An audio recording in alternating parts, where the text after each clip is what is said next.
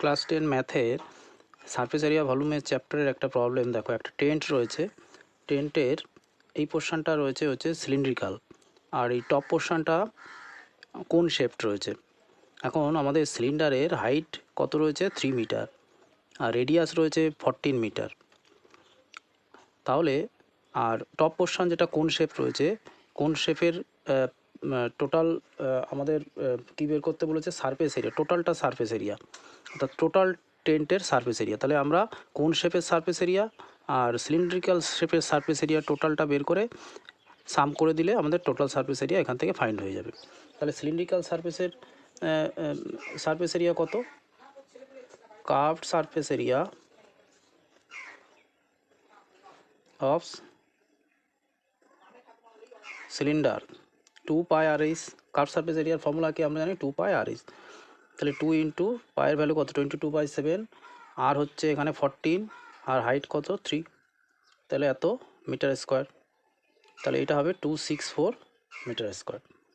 এবার দেখো এখানে কোন শেপের হাইট কত হবে, টোটালটা 13.5 রয়েছে, -3, তাহলে 10.5 হয়ে যাবে আমাদের কোন শেপের হাইট।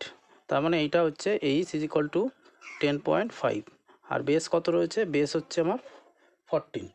তাহলে আমাদের এই এল এখান থেকে স্ল্যান্ট হাইটটা ফাইন্ড করে নিতে হবে। পিথাগোরাস থিওরাম যদি অ্যাপ্লাই করি তাহলে কী হবে, L square is equal to H square plus R square.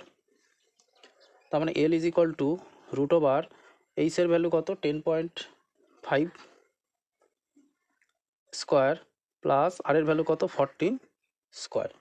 এটাকে করলে রুট করলে আসবে এখানে 196 প্লাস 110.25, এটাকে করলে আসবে 17.5। তার মানে এল হয়ে গেল 17.5। Curved surface area of the কোনের আমরা কি জানি, curved surface area of cone is equal to আমরা জানি পাই আর এল। তাহলে পাই হচ্ছে 22/7 ইন্টু আর কত, আর হচ্ছে আমাদের 14, আর এখানে 17.5 হচ্ছে এল। 17.5 আমরা এখান থেকে ফাইন্ড করে নিলাম।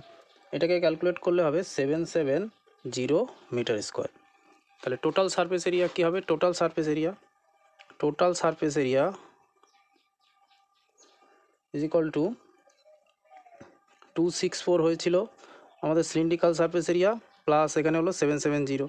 তাহলে টোটাল সারফেস এরিয়া হয়ে গেল আমাদের, এটাকে অ্যাড করলে হবে 1034 মিটার স্কোয়ার।